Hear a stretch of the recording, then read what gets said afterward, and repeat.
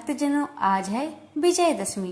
विजयदशमी के शुभ अवसर पर मैं आप सभी को सुनाने जा रही हूँ माँ दुर्गा की कल्याणकारी कथाएं। माता रानी की कृपा आप पर, आपके पूरे परिवार पर सदा बनी रहे। प्रेम से बोलिए दुर्गा माता की जय।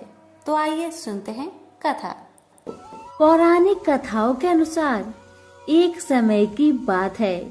रंभा और क्रंभा नाम के दो भाई हुआ करते थे, जिन्होंने शक्तियों को प्राप्त करने के लिए घोर तपस्या की थी। उनकी तपस्या देखकर इंद्र को अपने राजपाट छीनने का खतरा महसूस हुआ और फिर इंद्र ने कुछ देवताओं के साथ मिलकर एक भाई को मार डाला, जिसका नाम क्रंभा था।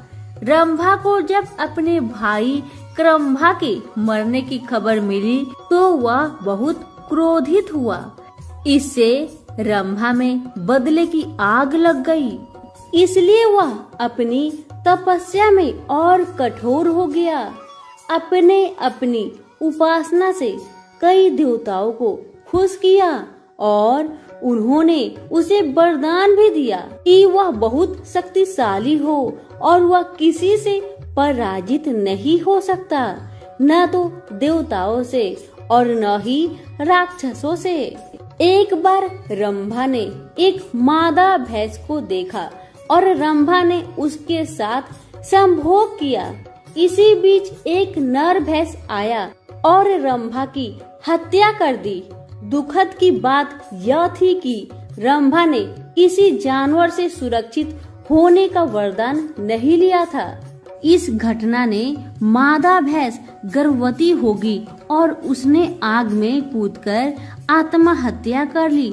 जिस क्षण वह आग में कूदी, उसी समय आग से आधा भैंस और आधा मानव बाहर आ गया, जिसका नाम महिषासुर पड़ा। महिषासुर ने देवताओं और दैत्य को पराजित किया।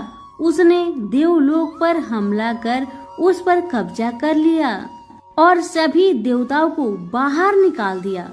सभी देवता ब्रह्मा जी के पास गए। ब्रह्मा जी ने उन सबको विष्णु जी और शिव जी से मिलवाया। देवताओं ने विनाशकारी महिषासुर द्वारा उनके ऊपर किया गया अत्याचार बताया, जिसे सुनकर त्रिमूर्ति को बहुत क्रोध आया। इसके बाद त्रिमूर्ति की आंखों से ऊर्जा प्रकट हुई, जो एक नारी का रूप बनी। सभी देवता उस शक्ति को देखकर प्रसन्न हुए और सभी ने उस शक्ति को माँ कहकर माना। इस तरह माँ दुर्गा की उत्पत्ति हुई। भगवान शंकर जी ने देवी को त्रिशूल भेंट किया। भगवान विष्णु ने अपना चक्र निकालकर देवी को दिया। वरुण ने देवी को शंख भेंट किया। अग्नि ने इसे शक्ति दी। वायु ने उसे धनुष और बाण दिए। देवराज इंद्र ने अपना वज्र दिया और ऐरावत हाथी ने अपना घंटा उतारकर देवी को भेंट किया। यमराज ने उसे काल दंड में एक दंड दिया। वरुण ने उसे पास दिया। प्रजापति ने अष्टाभिक की माला दी और ब्रह्मा जी ने उसे कमंडल दिए। सूर्य ने देवी के समस्त रोमों में अपनी किरणों का तेज भर दिए। इस तरह दूसरे देवताओं ने भी माता को आभूषण और अस्त्र देकर सम्मान किया। अंत में पहाड़ों के देवता हिमालय ने उनकी सवारी करने के लिए एक बाघ दिया और उनका नाम महादेवी दुर्गा रखा गया। उनके आशीर्वाद से दुर्गा ने बाघ पर चढ़ाई की और महिषासुर का विनाश करने के लिए निकल पड़ी। जब माँ दुर्गा अमरावती के पास पहुँची तो उन्होंने एक शक्तिशाली गर्जना की, जिसने पहाड़ों को हिला दिया और समुद्र में विशाल लहरें पैदा की। महिषासुर ने अपनी सैनिकों को यह पता लगाने के लिए कहा कि क्या हो रहा है। जब उसने सुना कि एक महिला उसे चुनौती दे रही है तो वह हंसा और उसने कहा, उससे कहो कि मैं उससे शादी करके खुश रखूंगा। जब उनके दूत प्रस्ताव लेकर देवी के पास गए तो देवी ने उत्तर दिया, अपने राजा से कहो कि मैं कोई साधारण महिला नहीं हूँ जो उससे शादी करने के लिए उत्सुक हो। मैं महादेवी हूँ और मेरे पति महादेव है। मैं उन्हें अमरावती छोड़ने और दुनिया के नीचे अपनी जगह पर लौटने के लिए कहने के लिए आई हूँ। अगर वह नहीं गया तो मैं उसे नष्ट कर दूंगी। वो दूत ने आकर महिषासुर को सारी बात बताई तो महिषासुर क्रोधित हो गया। उनके प्रमुख योद्धाओं ने घमंड से कहा, महाराज हम जाएंगे और इस मूर्ख महिला को ठीक करेंगे। महादेवी से युद्ध करने के लिए असुर निकल पड़े। उनके विस्मय और आतंक के कारण एक के बाद एक घमंडी योद्धा समाप्त हो गए। राक्षस राजा को खबर मिली और वह उग्र हो गया। कायर और कमजोर वे एकमात्र महिला के साथ खड़े नहीं हो सके। मैं इस मनहूस महिला को मार डालूंगा। महिषासुर ने असुरों की सेना के साथ देवी पर हमला किया, लेकिन दुर्गा ने तुरंत वापस लड़ने के लिए अपनी सास से सैनिक की एक विशाल टुकड़ी बनाई। महिषासुर ने उन सभी चालों को आजमाया जो वह जानता था।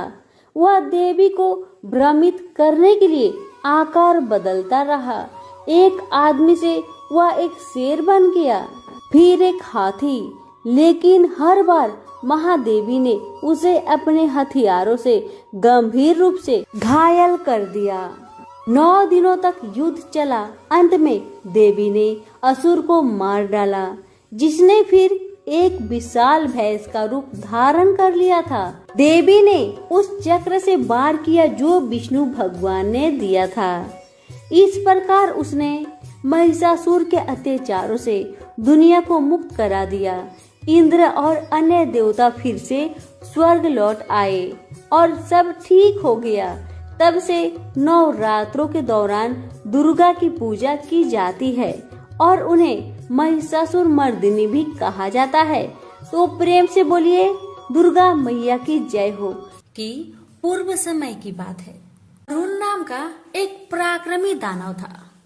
देवताओं से जो देश रखने वाला दानव था। नहीं, उसके मन में देवताओं को भी जीतने की इच्छा उत्पन्न हो गई थी। अतः वह हिमालय पर जाकर ब्रह्मा जी को प्रसन्न करने के लिए कठोर तपस्या करने लगा। कठिन नियमों का पालन करते हुए उसे हजारों वर्ष बीत गए।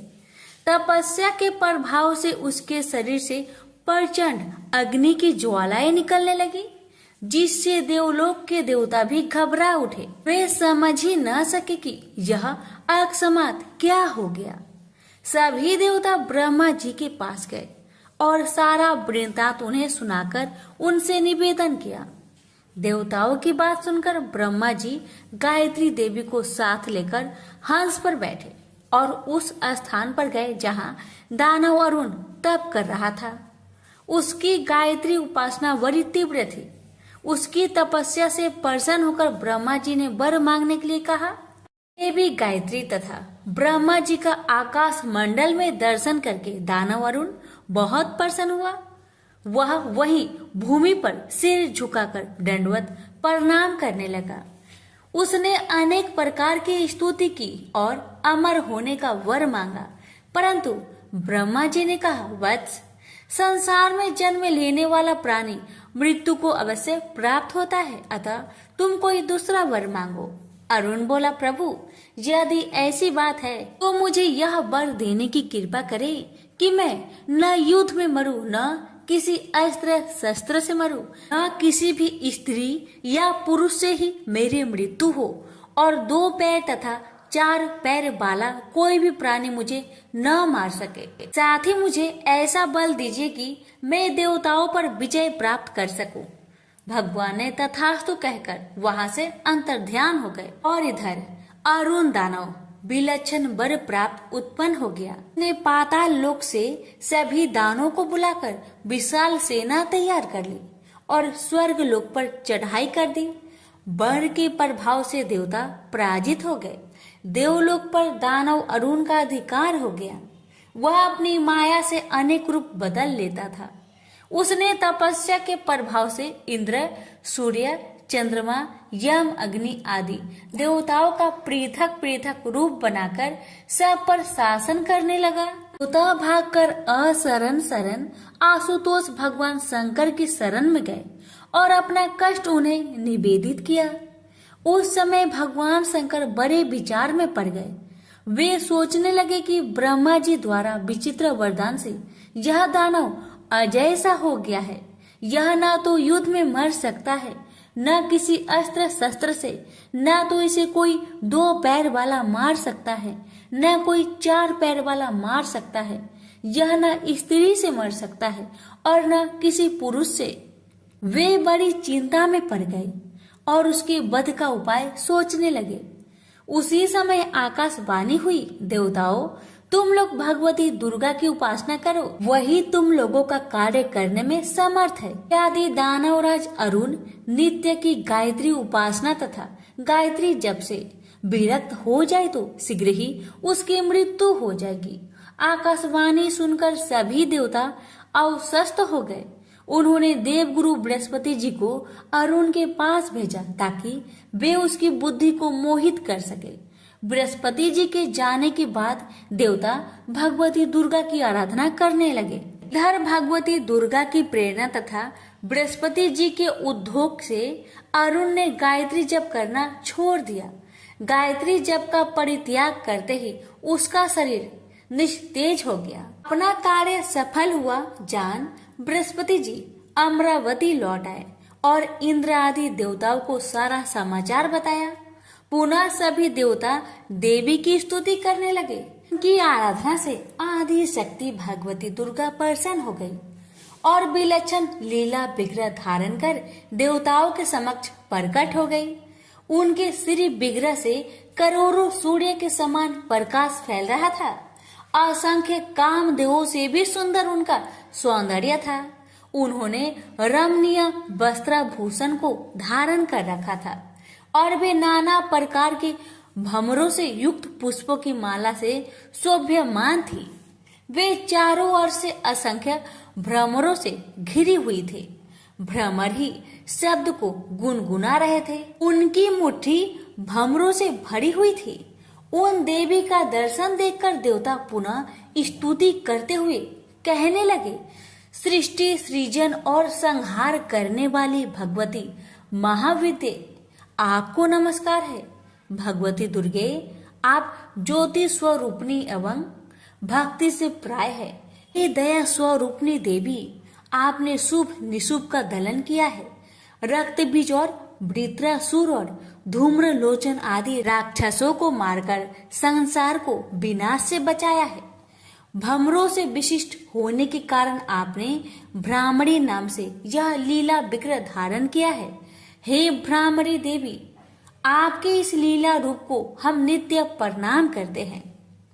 देवताओं की प्रार्थना सुनकर भ्रामरी देवी बोली, देवताओं, आप सभी निर्भय हो जाए। ब्रह्मा जी के वरदान की रक्षा करने के लिए मैंने यह भ्रामरी रूप धारण किया है। अरुण दानव ने वर मांगा है कि मैं ना तो 2 पैर बाला से मरूं और न 4 पैर बालों से मरूं। मेरा यह भ्रमर रूप 6 पैर वाला है, इसलिए भ्रमर षष्ठपद कहलाता है। उसने वर मांगा है कि मैं न युद्ध में मरूं और न किसी अस्त्र शस्त्र से, इसलिए मेरा यह भ्रमर रूप उससे न तो युद्ध करेगा और न अस्त्र शस्त्र का प्रयोग करेगा। साथ ही उसने मनुष्य देवता आदि किसी से भी न मरने का वर मांगा है। मेरा यह भ्रमर रूप न तो मनुष्य है और न देवता ही है। अब आप मेरी लीला देखिए। ऐसा कहकर भ्रामरी देवी ने अपने हस्तगत भ्रमरों को तथा अपने चारों ओर स्थित भ्रमरों को प्रेरित किया। असंख्य भ्रमर ही करते हुए उस दिशा में चल पड़े जहां अरुण दानव स्थित था। उन भ्रमरों से त्रिलोक्य व्याप्त हो गया। आकाश, पर्वत, सिंह, वृक्ष, वन, जहां तहां भ्रमर ही भ्रमर दृष्टि गोचर होने लगे। भ्रमरों के कारण सूर्य छिप गया। चारों ओर अंधकार ही अंधकार छा गया। यह भ्रामरी देवी की विचित्र लीला थी। बड़े ही वेग से उड़ने वाले उन भ्रमरों ने दैत्य की छाती छेद कर डाली। वे दैत्यों के शरीर में चिपक गए और उन्हें काटने लगे। तीव्र वेदना से दैत्य छटपटाने लगा। किसी भी अस्त्र शस्त्र से भ्रमरों का निवारण करना संभव नहीं था। अरुण दैत्य ने बहुत प्रयत्न किया, किंतु वह भी असमर्थ ही रहा। थोड़े ही समय में जो दैत्य जहाँ था वही भ्रमरों के काटने से मरकर गिर पड़ा। अरुण दानव का भी यही हाल हुआ। उसके सभी अस्त्र शस्त्र विफल रहे। देवी ने भ्रामरी रूप धारण कर ऐसी लीला दिखाई कि ब्रह्मा जी के वरदान की भी रक्षा हो गई और अरुण दैत्य तथा उसकी समूची दानवी सेना का संहार भी हो गया। इस प्रकार अद्भुत कार्य करके वे सभी भ्रमर देवी के पास लौट आए और उन्हीं में प्रतिष्ठित हो गए। देवता जय जयकार करने लगे। अनेक प्रकार से स्तुति कर तथा देवी का आशीर्वाद प्राप्त कर वे देवगण यथास्थान प्रस्थान कर गए। संसार के सभी प्राणी सुखी हो गए और देवी ने भी अपनी भ्रामरी लीला का स्मरण कर लिया। सबसे बोलिए भ्रामरी देवी की जय, दुर्गा माता की जय। आप सुनेंगे माँ दुर्गा की दूसरी कथा, सत्य की महिमा। प्राचीन काल में कौशल राज्य में देवदत्त नामक एक विद्वान ब्राह्मण रहता था। विवाह के कई वर्ष बीत जाने पर भी जब कोई संतान नहीं हुई तो पति पत्नी चिंतित हो उठे। एक दिन ब्राह्मणी ने अपने पति से कहा, स्वामी, आपकी गिनती देश के विद्वानों में की जाती है। आपने अनेक यज्ञ किए और कराए हैं। क्या आप संतान पाने के लिए पुत्र श्रेष्ठ यज्ञ नहीं कर सकते? अपनी पत्नी की बात सुनकर ब्राह्मण बोला, कर क्यों नहीं सकता प्रिय, लेकिन मैंने अपने ज्ञान और वीरता का उपयोग हमेशा दूसरों के हित के लिए किया है। ब्राह्मणी बोली, लेकिन अगर आप अपने ज्ञान का उपयोग अपने हित के लिए करेंगे तो क्या कोई पाप होगा? ब्राह्मण ने उत्तर दिया, नहीं, ऐसी बात नहीं है। अब तक मैं भाग्य के भरोसे बैठे रहा, पर अब मैं पुत्र श्रेष्ठ यज्ञ करूंगा और मुझे विश्वास है कि तुम्हें पुत्र की प्राप्ति जरूर होगी। देवदत्त ने अपनी पत्नी को दिलासा दी। अगले ही दिन उसने ऋषि मुनियों को बुलवाया और तमसा नदी के तट पर पुत्र श्रेष्ठ यज्ञ आरंभ कर दिया। यज्ञ करने वाले ऋषियों में गोभिल ऋषि भी थे। वह जब भी मंत्र पढ़ते थे उनका स्वर भंग हो जाता था। यह देखकर देवदत्त ने कहा, मुनिराज, आप मंत्रों का उच्चारण ठीक ढंग से नहीं कर रहे हैं। मंत्रों का उच्चारण हमेशा शुद्ध करना चाहिए। देवदत्त की बात सुनकर ऋषि गोभिल गुस्से में भड़क कर बोले, मूर्ख ब्राह्मण, तू मुझे मूर्ख समझता है। मैं तुझे श्राप देता हूँ कि तेरे घर में जो पुत्र होगा वह मूर्ख ही पैदा होगा। देवदत्त बोला, क्षमा कीजिए मुनिवर, अपना श्राप वापस ले लीजिए। मेरा मूर्ख पुत्र हो, इससे बड़े दुख की बात मेरे लिए और क्या हो सकता है। देवदत्त, जिस प्रकार धनुष से छोड़े बाण को वापस नहीं लौटाया जा सकता, उसी प्रकार श्राप को भी वापस नहीं लिया जा सकता। लेकिन मैं अपने श्राप में इतना संशोधन किए देता हूँ कि समय आने पर तुम्हारा मूर्ख पुत्र प्रकांड पंडित बन जाएगा। यह कहकर गोभिल ऋषि चले गए। कुछ समय के बाद देवदत्त की पत्नी ने एक पुत्र को जन्म दिया। देवदत्त और उसकी पत्नी की प्रसन्नता की कोई सीमा न रही। देवदत्त ने उसका नाम उत्थय रखा।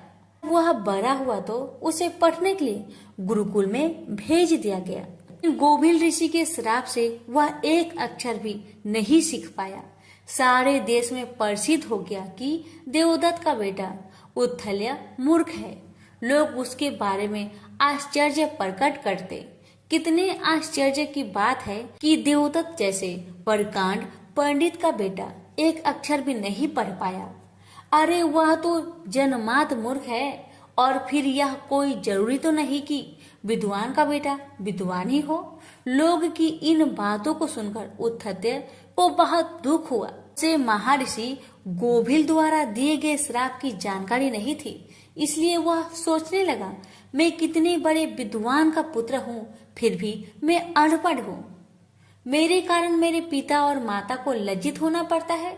इसलिए मुझे घर छोड़कर ऐसे स्थान में चले जाना चाहिए जहाँ मुझे कोई पहचानता ना हो। इससे मैं और मेरे माता पिता लोगों की निंदा सुनने से बच जाएंगे। यह सोचकर उत्तथ्य एक रात अपने माता पिता को छोड़कर चुपचाप घर से निकलकर घने वनों की ओर चल दिया। गंगा के किनारे पहुंचकर उसने एक कुटी बना ली और वही रहने लगा। लेकिन वह पढ़ा लिखा नहीं था, इसलिए न जप जानता था न पूजा आराधना।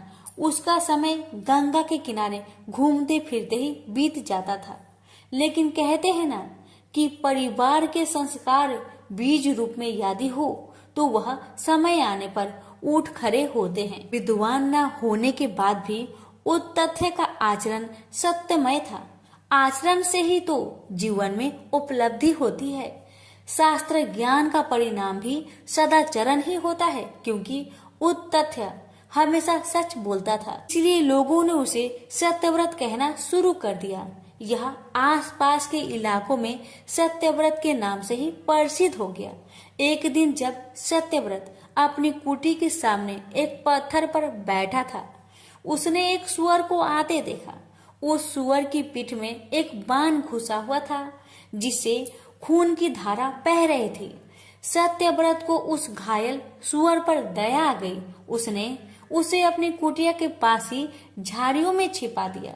शीघ्र ही सत्यव्रत को वहां एक शिकारी भी आता हुआ दिखाई दिया, जिसके बाण से सुअर घायल हुआ था। इससे सत्यव्रत उलझन में पड़ गया कि यदि शिकारी ने उससे पूछ लिया तो उसे सच बता देना पड़ेगा।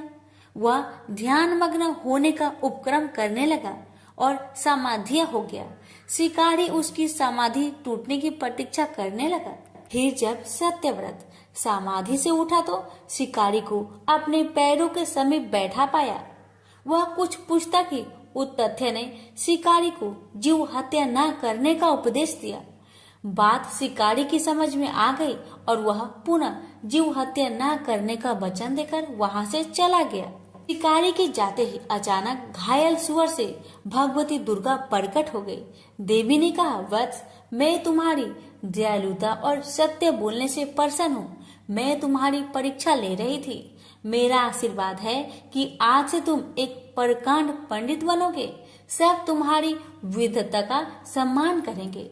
यह वरदान देकर भगवती दुर्गा अंतर्ध्यान हो गई। भविष्य में सत्यव्रत एक प्रकांड पंडित हुआ। देवी के आशीर्वाद से ऋषि गोभिल का श्राप भी स्वतः दूर हो गया। उनका यशोगान एवं उनकी विद्या की प्रभा चारों ओर फैल गई। वाल्मीकि जी की तरह ही उत्तथ्य मुनि का एक महान कवि बन गए। यह सब सत्य की महिमा और भगवती जगदम्बा का कृपा का फल था। प्रेम से बोलिए जगदम्बा माता की जय।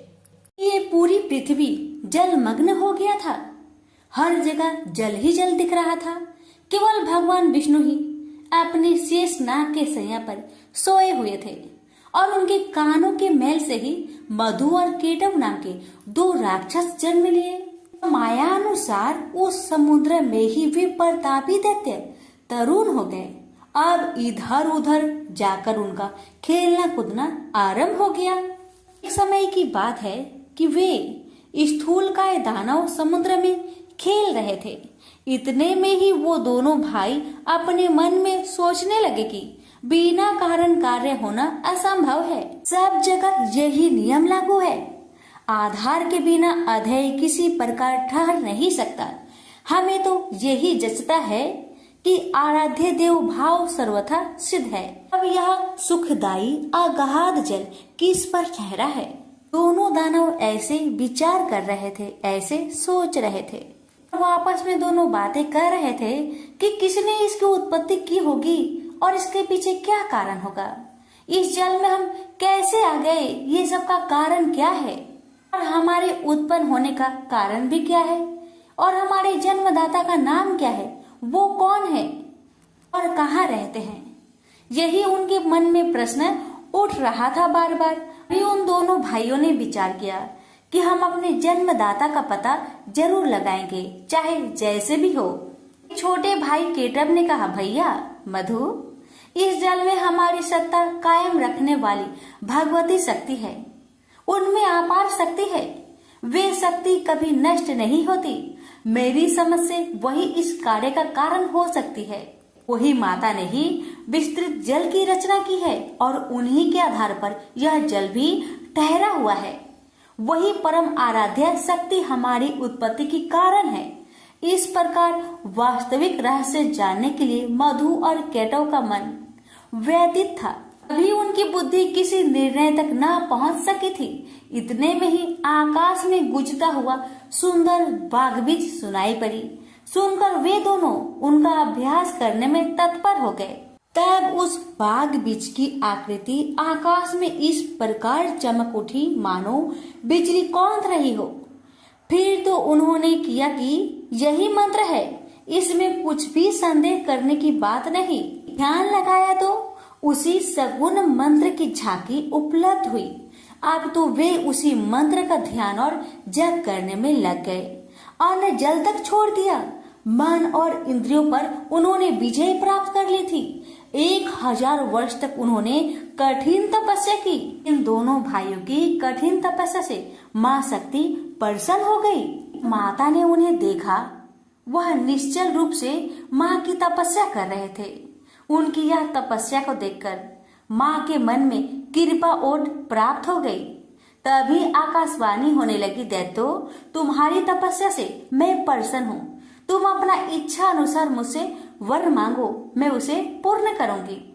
आकाशवाणी सुनकर मधु और केटव ने कहा, देवी, यदि तुम हम पर प्रसन्न हो तो हमें स्वेच्छा से मृत्यु का वर देने की कृपा करो। इसका मतलब ये हुआ कि दैत्यों ने माता से वरदान मांगा कि माता, जब तक हम खुद ना चाहे तब तक हमारी मृत्यु ना हो। दैत्यों की बातें सुनकर माता ने कहा, दैत्यों, मैं तुम्हें वरदान देती हूँ कि जब तक तुम नहीं चाहोगे तब तक तुम्हें कोई मार नहीं सकेगा। यह अटल है। देवता और दानव किसी से भी तुम पराजित नहीं हो सकोगे। देवी से यह प्रदान पाकर मधु केटव को अभिमान हो गया। अब तो वो समुद्र में ही जलचर जीवों के साथ क्रीड़ा करने लगे। कुछ समय के पश्चात एक दिन अनायास ही प्रजापति ब्रह्मा जी पर उनकी दृष्टि पड़ी। ब्रह्मा जी कमल के आसन पर विराजमान थे। मधु और केटव में अपार बल था। ब्रह्मा जी को देखकर उन्हें अपार हर्ष हुआ और उनसे दोनों भाइयों को युद्ध करने की इच्छा हुई। दोनों दैत्यों ने पितामह से बोले, सुब्रत, तुम हमारे साथ युद्ध करो। अगर तुम हमारे साथ लड़ना नहीं चाहते तो इसी समय यहाँ से चले जाओ। हाँ, तुम्हारा इच्छा हो वहीं चले जाओ, क्योंकि जब तुम्हारे अंदर शक्ति ही नहीं है तब इस उत्तम आसन पर बैठने का अधिकार तुम्हारा कहाँ रह गया। मधु और केटव की बात सुनकर ब्रह्मा जी सोच में पड़ गए। पता नहीं ये दोनों दानव कितने शक्तिशाली है। शत्रु की शक्ति जाने बिना उनसे युद्ध करना ये समझदारी नहीं होती। इसलिए शेष नाग की सैया पर सोए हुए भगवान विष्णु को जगाना चाहिए। वही इन दैत्यों से वर्षों तक युद्ध कर सकते हैं। ये सोचकर ब्रह्मा जी योग निद्रा की स्तुति करने लगे। ब्रह्मा जी की स्तुति से प्रसन्न होकर योग निद्रा भगवान विष्णु जी के शरीर से हटकर एक और खड़ी हो गई। अब अमित पराक्रमी भगवान श्री हरि के सभी अंगों से निद्रा देवी का अधिकार उठ गया। मधु और केटव के संहार के लिए ही भगवती योग निद्रा ने ऐसी कृपा की थी। भगवान श्री हरि उठकर बैठ गए। अपने सामने ब्रह्मा जी को देखकर उन्होंने पूछा, पद्म योनि ब्रह्मा जी, आप जब तब छोड़कर यहाँ कैसे आ गए? क्यों आप इतने चिंतित हैं? आपका मन भय से अत्यंत घबराया हुआ क्यों है? मुझे बताइए। तब ब्रह्मा जी बोले, भगवान, मधु और केटव दो दैत्य आपके कान के मैल से उत्पन्न हुए हैं। उनका रूप बड़ा ही भयंकर है और वे अपार बली हैं। वे दोनों मुझे मारने के लिए उपस्थित है। उन्हीं से डरकर मैं आपके पास चला आया हूँ। अब आप ही मेरी सहायता कर सकते हैं। विष्णु जी बोले, ब्रह्मा जी, आप चिंता न करें। वे मूर्ख अपनी आयु खो चुके हैं। अभी युद्ध करने के लिए मेरे पास आएंगे और निश्चय ही मैं उनका वध कर दूंगा। भगवान विष्णु ब्रह्मा जी से ये सब कह ही रहे थे कि इतने में महाबली दोनों राक्षस मधु और केटव ब्रह्मा जी को ढूंढते हुए वहां आ पहुंचे। वहां पर हर जगह जल ही जल था। बिना किसी अवलंब के ही निश्चित होकर वे दैत्य खड़े थे। उनके स्वर वाग में अहंकार भरा था। वे ब्रह्मा जी से बोले, भागकर इसके पास चला आया है, क्या ये तुझे बचा सकेगा? युद्ध कर, ये तो देखता ही रहेगा और हम तेरे प्राण हर लेंगे। इसके बाद सर्प के फन पर बैठने वाले इसे भी हम मारेंगे। किंतु पहले अभी तू लड़ ले, या लड़ना नहीं चाहता? अगर तू हमसे नहीं लड़ेगा तो मुझे कह दे कि मैं तुम्हारा दास हूँ, तब मैं तुम्हें छोड़ दूंगा। मधु और केटव की बात सुनकर भगवान विष्णु ने कहा, दानव श्रेष्ठ, तुम इच्छा पूर्वक मुझसे युद्ध कर लो। तुम बड़े ही बली हो, तुम्हें असीम अभिमान हो गया है। यदि युद्ध करने की अभिलाषा हो तो आ जाओ, मैं तुम्हारा अभिमान दूर कर दूंगा। भगवान विष्णु की बात सुनकर मधु और केटव की आंखें क्रोध से लाल हो गया। वे बिना किसी सहारे जल में ही खड़े थे, फिर भी श्री हरि से युद्ध करने के लिए तैयार हो गए। मधु कुपित होकर तुरंत ही भगवान से लड़ने के लिए आगे आ गया। अभी केटव वहीं पर ठहर गया। दो मत वाले पहलवान की भांति भगवान विष्णु और मधु मल्ल युद्ध करने लगे। मधु के थक जाने पर केटव लड़ने आता, जब केटव थक जाता तो मधु लड़ने आता। ये दोनों बारी बारी करके भगवान के साथ लड़ने चले आते। मधु और केटव के साथ भगवान विष्णु लड़ रहे थे। उस समय ब्रह्मा जी और भगवती शक्ति ये दोनों आकाश में खड़े होकर ये दृश्य को देख रहे थे। मधु और केटव को कोई श्रम नहीं हुआ, लेकिन भगवान विष्णु थक गए थे। जब 5000 वर्षों तक लड़ाई होती रही, तब भगवान श्री हरि मधु और केटव की मृत्यु के बारे में विचार करने लगे और सोचने लगे, अरे मैंने 5000 वर्षों तक युद्ध किया, फिर भी इन भयंकर दानवों को श्रम तक नहीं हुआ, इन्हें थकान नहीं हुआ और मैं थक गया हूँ। तो बड़ी हैरानी करने वाली बात है, मेरा बल और पराक्रम कहाँ चला गया? ये दानव सदा स्वस्थ ही कैसे रह जाते हैं? कौन सा ऐसा कारण है इस समय उपस्थित हो गया है? भगवान विष्णु को चिंता करते देखकर मधु और केटव को अपार हर्ष हुआ।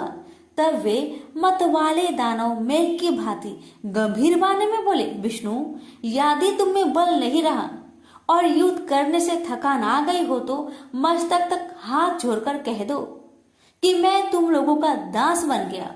यदि यह नहीं जचे, अभी कुछ शक्ति शेष रह गई हो तो आओ मुझसे युद्ध करो, तुम्हें तो हम मार ही डालेंगे, साथ ही इस 4 मुख वाले ब्रह्मा के भी प्राण को हर लेंगे।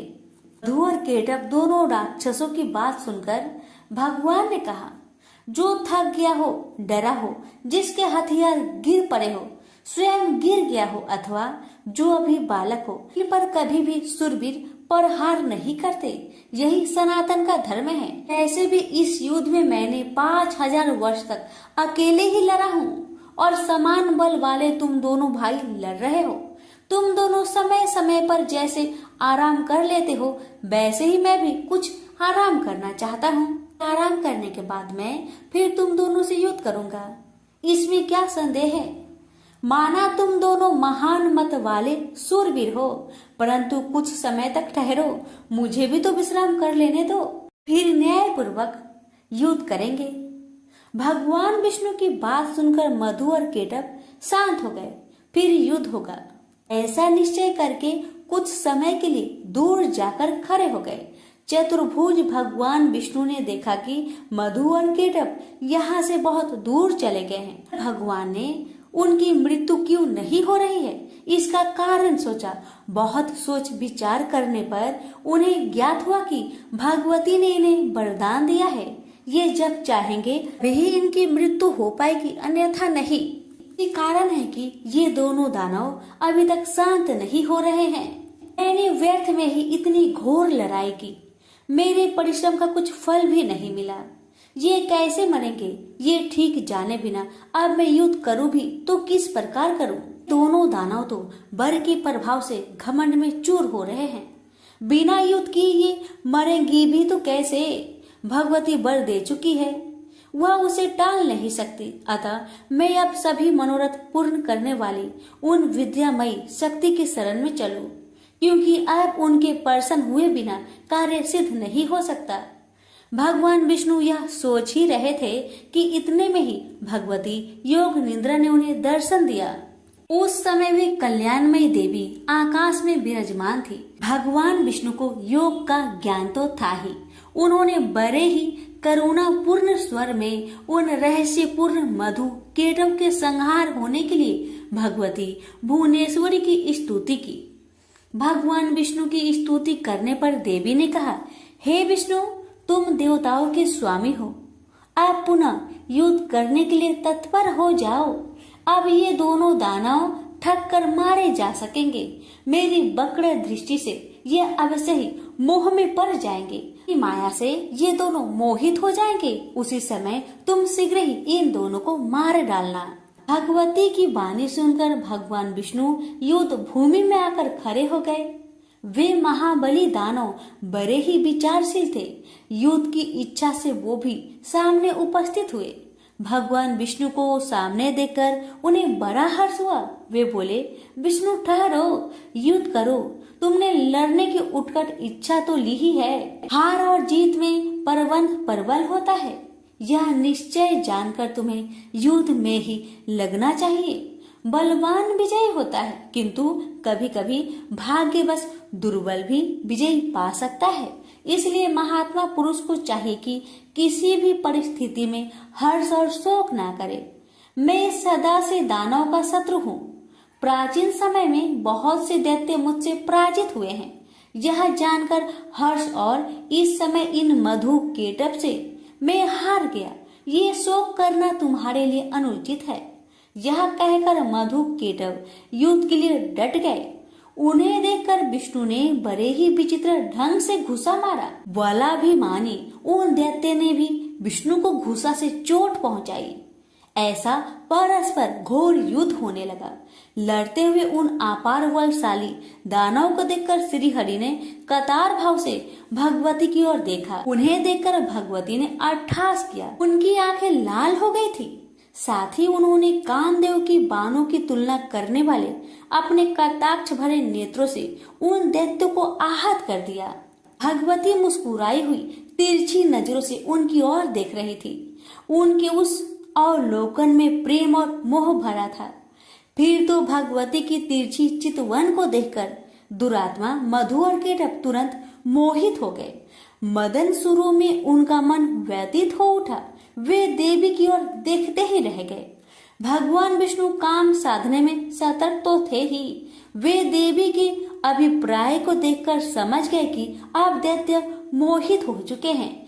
फिर तो हंसकर मेघ की भांति गंभीर वाणी में उन्होंने कहा, वीरो, तुम्हें जो इच्छा हो वर मांग लो। मैं तुम्हारे युद्ध कौशल से अत्यंत प्रसन्न होकर अवश्य वर देने को तैयार हूँ। प्राचीन समय में युद्ध करने वाले बहुतेरे दानव मेरे सामने आए, किंतु मैंने तुम्हारे समान न तो किसी को देखा है और न ही सुना है। तुम बड़े ही अनुपम बलवान हो, अतएव मैं तुमसे बहुत प्रसन्न हूँ। तुम दोनों भाइयों की अभिलाषा में अवश्य पूर्ण करूंगा। उस समय मधु केटव काम से आतुर थे। उन्हें अपने बल का अभिमान तो था ही। उनकी आंखें कमल के समान थी। जगत को आह्लादित करने वाली भगवती महामाया सामने विराजमान थी। भगवान विष्णु की बात सुनकर भी दानवों की आंखें देवी की ओर लगी रही। उन्होंने कहा, विष्णु, हम मांगने नहीं आए हैं। तुम हमें क्या दे सकोगे? हम ही तुम्हें देने को तैयार है। तुम चाहो सो मुझसे मांग लो। हम भी तुम्हारे युद्ध से बहुत प्रसन्न हैं।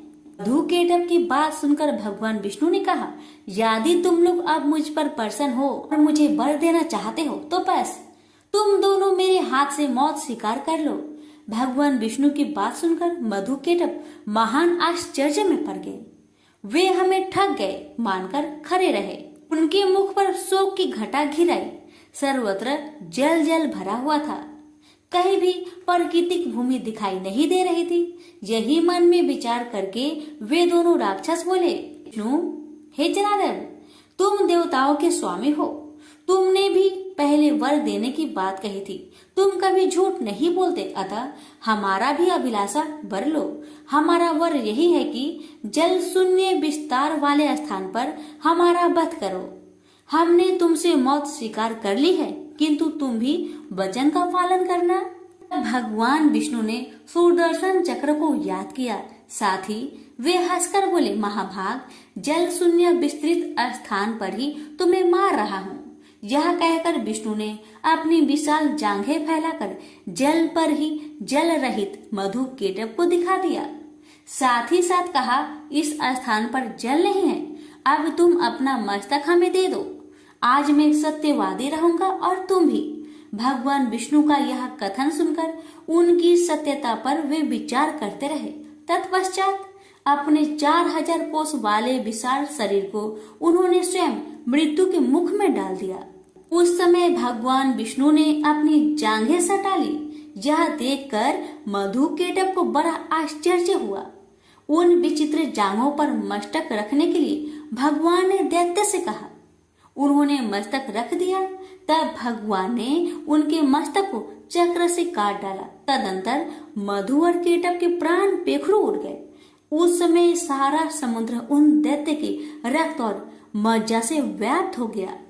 प्रेम से बोलिए विष्णु भगवान की जय। एक समय की बात है कि संसार में प्रलय आ गई थी। चारों ओर पानी ही पानी नजर आता था। उस समय भगवान विष्णु की नाभि से कमल की उत्पत्ति हुई। उस कमल से ब्रह्मा जी की उत्पत्ति हुई। इसके अतिरिक्त भगवान विष्णु के कानों से कुछ मैल निकला था। उस मैल से मधु और केटव नाम के 2 राक्षस बने। मधु और केटव ने जब चारों ओर देखा तो उन्हें ब्रह्मा जी के अतिरिक्त कुछ भी दिखाई नहीं दिया। वे ब्रह्मा जी को देखकर उन्हें अपना भोजन बनाने के लिए दौड़े। तब ब्रह्मा जी ने भयभीत होकर भगवान विष्णु की स्तुति की। ब्रह्मा जी की स्तुति से विष्णु भगवान की नींद खुल गई और उनकी आंखों में निवास करने वाली महामाया लोप हो गई। भगवान विष्णु के जागते ही मधु और केटव उनसे युद्ध करने लगे। कहते हैं कि यह युद्ध 5000 वर्ष तक चलता रहा। अंत में महामाया ने महाकाली का रूप धारण कर इन दोनों राक्षसों की बुद्धि को बदल दिया। वे दोनों असुर भगवान विष्णु से कहने लगे कि हम तुम्हारे युद्ध कौशल से बहुत प्रसन्न हैं, तुम जो चाहो वर मांग लो। भगवान विष्णु ने कहा कि यदि तुम कुछ देना चाहते हो तो यह वर दो कि दैत्यों का नाश हो। उन्होंने तथास्तु कह दिया। इस प्रकार महाबली दोनों दैत्यों का नाश हो गया। प्रेम से बोलिए महाकाली की जय हो। अब आप सुनेंगे दूसरी कथा और ये कथा है महालक्ष्मी की। प्राचीन काल में महिषासुर नाम का एक दैत्य था। उसने समस्त राजाओं को हराकर पृथ्वी और पाताल पर अधिकार कर लिया। स्वर्ग पर अधिकार करने के लिए उसने देवताओं पर चढ़ाई कर दी। देवताओं ने अपनी रक्षा के लिए भगवान विष्णु और भगवान शंकर की स्तुति की। उनकी स्तुति से भगवान शंकर और भगवान विष्णु प्रसन्न हुए। उनके शरीर से एक तेज पुंज निकला जिसने महालक्ष्मी का रूप धारण कर लिया। इन्हें महालक्ष्मी ने महिषासुर दैत्य को युद्ध में परास्त कर देवताओं के कष्टों को दूर किया। प्रेम से बोलिए महालक्ष्मी माता की जय।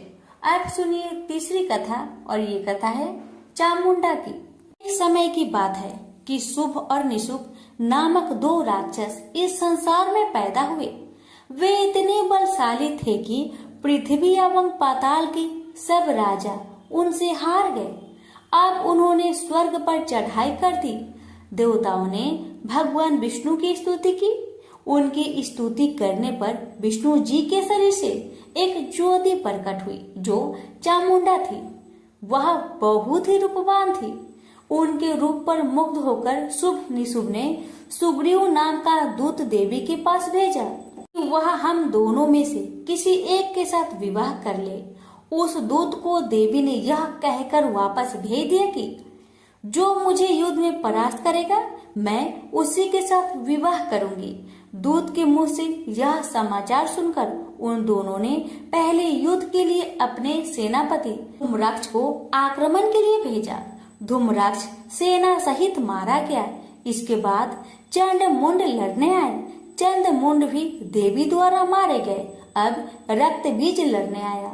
उसके शरीर से रक्त की एक बूंद जमीन पर गिरने से एक वीर पैदा हो जाता था। इस पर देवी ने रक्त बीज के शरीर से निकले खून को अपने खप्पर में लेकर पी लिया। इस प्रकार रक्त बीज मारा गया। अंत में शुभ निशुभ लड़ने आए और देवी के हाथों से मारे गए। सभी देवता दैत्यों की मृत्यु से बहुत खुश हुए। प्रेम से बोलिए चामुंडा माता की जय। सुनिए चौथी कथा, ये है योग माया की। जब कंस ने वासुदेव देवकी के 6 पुत्रों का वध कर दिया तो 7वें गर्भ के रूप में शेषनाग के अवतार बलराम जी आए, जो रोहिणी के गर्भ में स्थानांतरित होकर प्रकट हुए। तब 8वें गर्भ में श्री कृष्ण भगवान प्रकट हुए। उसी समय गोकुल में यशोदा जी के गर्भ से योग माया का जन्म हुआ। वासुदेव जी कृष्ण को गोकुल छोड़ आए और बदले में योग माया को वहां से ले आए। जब कंस ने कन्या रूपी योग माया को पटक कर मारना चाहा तो वह उसके हाथ से छूटकर आकाश में चली गई और देवी का रूप धारण कर लिया। आगे चलकर इसी योग माया ने कृष्ण के हाथों योग विद्या और महाविद्या बनकर कंस, चाणूर आदि शक्तिशाली असुरों का संहार कराया। प्रेम से बोलिए योग माया की जय। अब सुनेंगे 5वीं कथा रक्त दांतिका की। एक बार ब्रीपचित नाम के असुर ने बहुत से कुकर्म करके पृथ्वी वासियों और देवलोक में देवताओं का जीवन दूभर कर दिया। देवताओं और पृथ्वी वासियों की प्रार्थना पर दुर्गा देवी ने रक्त दांतिका नाम से अवतार लिया। देवी ने ब्रीपचिति आदि असुर का रक्तपान करके मान मर्दन कर डाला। देवी के रक्तपान करने के कारण इसका नाम रक्त दांतिका पड़ा। प्रेम से बोलिए रक्त दांतिका माता की जय। आप सुनेंगे 6ठी कथा शाकंभरी माता की। एक समय की बात है कि पृथ्वी पर सूखा पड़ गया। 100 वर्ष तक वर्षा नहीं हुई। चारों ओर सूखे के कारण हाहाकार मच गया। वनस्पति सूख गई। उस समय वर्षा के लिए मुनियों ने मिलकर भगवती देवी की उपासना की। तब माँ जगदम्बा ने पृथ्वी पर शाकंभरी नाम से स्त्री रूप में अवतार लिया और उनकी कृपा से पृथ्वी पर जल की वर्षा हुई। इससे पृथ्वी के समस्त जीव जंतुओं एवं वनस्पतियों को जीवन दान मिला। प्रेम से बोलिए शाकंभरी माता की जय। आप सुनिए 7वीं कथा। 7वीं कथा है श्री दुर्गा देवी की। एक बार दुर्गम नाम के राक्षस के अत्याचारों से पृथ्वीवासी, पाताल निवासी एवं देवताओं में हाहाकार मच गया। ऐसी विपत्ति के समय भगवान की शक्ति दुर्गा ने अवतार लिया। दुर्गा ने दुर्गम राक्षस का संहार करके पृथ्वी के रहने वालों तथा देवताओं को इस विपत्ति से छुटकारा दिलाया। दुर्गम राक्षस को मारने के कारण ही तीनों लोकों में इनका नाम दुर्गा देवी प्रसिद्ध हुआ। प्रेम से बोलिए दुर्गा देवी की जय हो। सुनिए 8वीं कथा ब्राह्मणी माता की। एक बार अरुण नाम के असुर के अत्याचार इतने बढ़ गए कि वह स्वर्ग में रहने वाली देव पत्नियों के अस्तित्व को नष्ट करने की कुचेष्टा करने लगा। अपने अस्तित्व की रक्षा के लिए देव पत्नियों ने भौरों का रूप धारण कर लिया और दुर्गा देवी से अपनी अस्तित्व की रक्षा के लिए प्रार्थना करने लगी। देव पत्नियों को दुखी जानकर उनके उद्धार हेतु दुर्गा ने ब्राह्मणी रूप का धारण कर अरुण असुर का सेना सहित संहार कर डाला। प्रेम से बोलिए ब्राह्मणी माता की जय हो। आप सुनेंगे 9वीं कथा माँ चंडिका की। एक बार की बात है कि पृथ्वी लोक में चंड और मुंड नामक 2 राक्षस पैदा हुए। इन दोनों राक्षसों से पृथ्वी लोक, पाताल लोक और देवलोक पर अपना अधिकार कर लिया। इस पर देवताओं ने दुखी होकर मातृ शक्ति देवी का स्मरण किया। देवताओं की स्तुति से प्रसन्न होकर देवी ने चंड मुंड राक्षसों का विनाश करने के लिए चंडिका रूप में अवतार लिया। प्रेम से बोलिए माँ चंडिका की जय हो।